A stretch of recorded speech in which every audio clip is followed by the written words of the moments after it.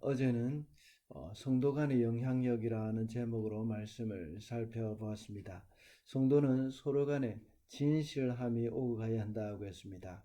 그리고 서로 화평함이 있어야 하고 서로 성장을 위해서 힘써야 한다고 말씀을 드렸습니다.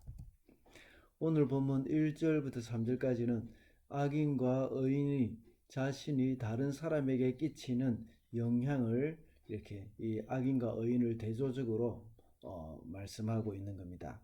그리고 4절부터 14절은 율법에 대한 의인과 악인이 서로 반대되는 자세, 그것을 말하고 있고 그 결과를 대조적으로 보여주고 있습니다.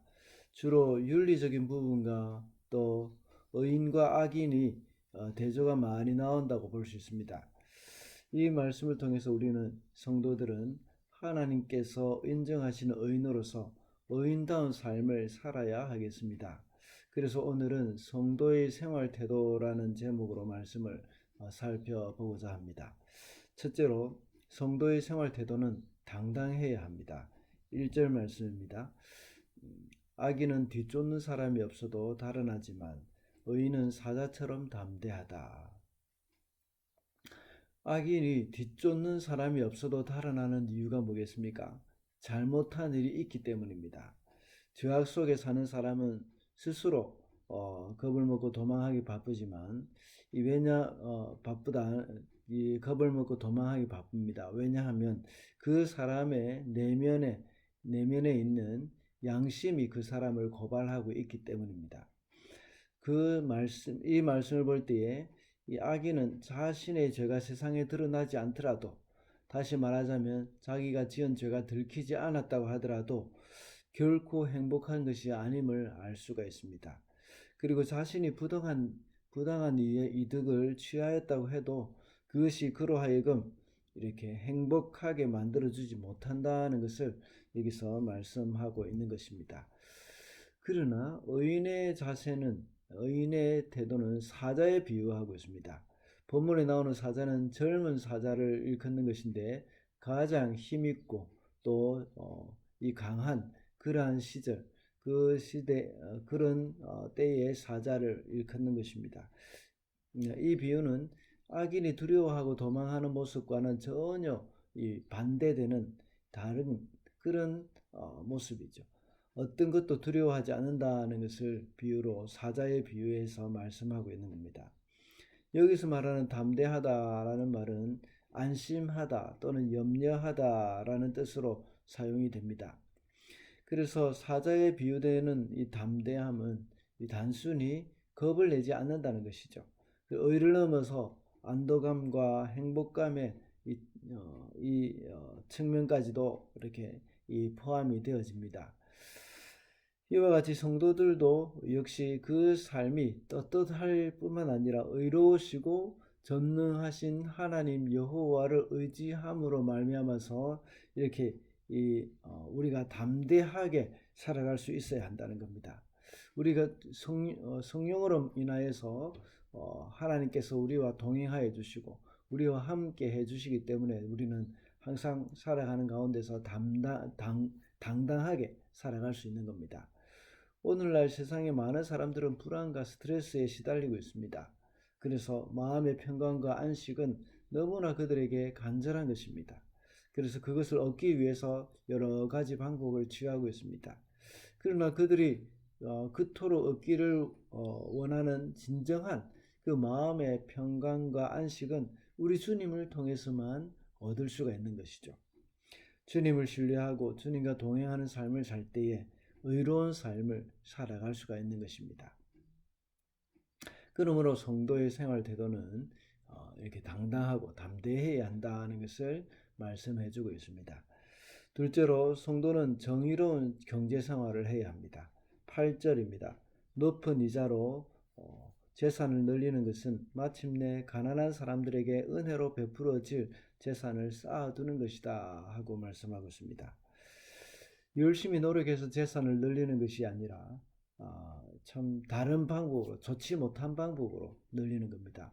이렇게 열심히 노력해서 재산을 늘리는 것은 올바른 방법이죠. 좋은 것이, 나쁜 것이 아닙니다. 그 방법이 문제라는 겁니다. 오늘 본문에서는 높은 이자로 재산을 늘리는 것이라고 말씀하고 있습니다. 율법에서는 이 같은 이스라엘 민족끼리 돈이나 곡식을 구워주고 나서 받을 때는 이자를 받지 말라고 말씀하고 있습니다. 출애굽기 22장이나 레위기 25장에서는 같은 동족에게 이자를 받지 말라 하고 말씀을 하고 있는 겁니다. 그런데 신명기 23장 20절에는 이 타국인에게는 내가 구워주면 이자를 받되 받아도 되거니와 내 형제에게 구워주고는 이자를 받지 말라고 말씀하고 있습니다. 돈이나 곡식을 구워줄 때에 그만큼 구워달라고 하는 사람의 그 절박한 상황에 처해 있다는 것을 우리가 알 수가 있습니다. 그런 사람을 이용해서 자기의 부를 축적할 수 있는 그 기회로 삼는다는 것은 그것은 참 하나님 앞에서 옳지 못한 방법이라고 볼 수가 있습니다. 이렇게 정의롭지 못한 방법으로 부자가 되었다고 하더라도 결국은 어떻게 된다고 했습니까? 말씀에 따라 사는 자의 분깃에 돌아갈 것이라고 말씀하고 있습니다. 그래서 8절의 말씀과 같이 불합리하게 재산을 쌓은 그 돈이 이 가난한 사람들에게 은혜로 베풀어질 그 재산을 쌓아두는 것이다 하고 말하는 것입니다. 그러므로 부당한 방법으로 재산을 늘린다고 해서 그것이 결코 자신의 것이 되지 않습니다. 오히려 그것이 하나님의 심판의 원인이 될 수가 있는 겁니다. 또한 불의를 행함으로 재산을 모아서 이 땅에 충분히 누리고 산다고 하더라도 이 땅에서의 삶은 정말 잠깐일 뿐이다 하는 것입니다. 우리가 잠시 잠깐의 그런 부와 영화를 누리기 위해서, 부귀를 누리기 위해서 우리가 이렇게 부당하게 경제생활을 해서는 안 된다는 것이죠.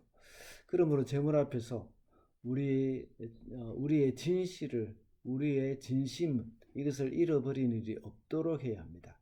돈을 좀 아끼려고 거짓을 행하거나 불법을 행하는 것은 옳지 않을 일일 뿐만 아니라 그렇게 한다고 해서 부유하게 살지 못합니다. 그뿐만 아니라 그것이 오래 갈 수도 없다는 것이죠. 우리 그리스도인은 항상 정당한 방법으로 경제생활을 해야 함을 명심해야 하겠습니다. 셋째로 마지막입니다. 성도는 말씀을 소중히 여겨야 합니다. 9절 말씀입니다.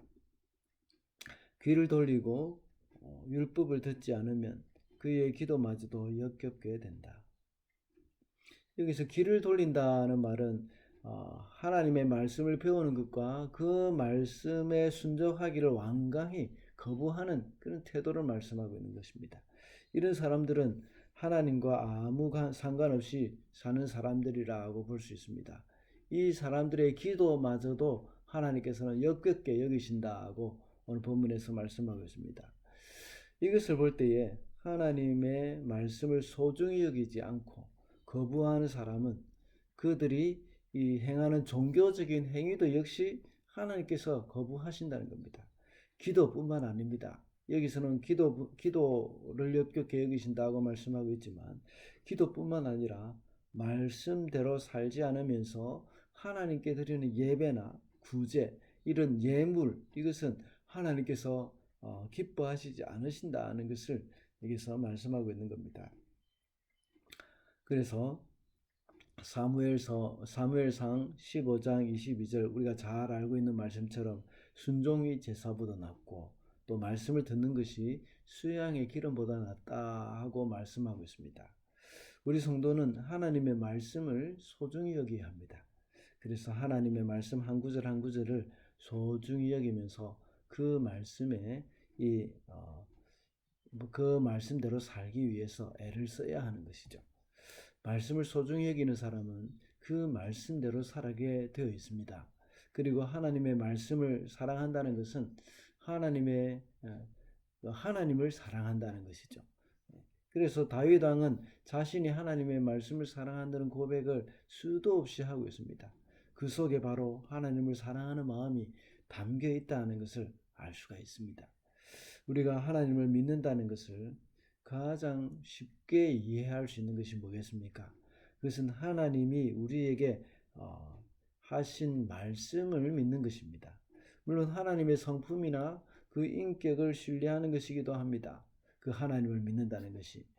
그러나 사실 가장 사실적으로 드러나는 것은 바로 하나님이 하신 약속의 말씀을 믿고 그 믿음대로 그 말씀대로 살아가는 것입니다. 그러므로 성도는 하나님의 말씀을 소중히 여겨야 하겠습니다. 말씀을 맺겠습니다. 오늘은 성도의 생활 태도라는 제목으로 말씀을 살펴봤습니다.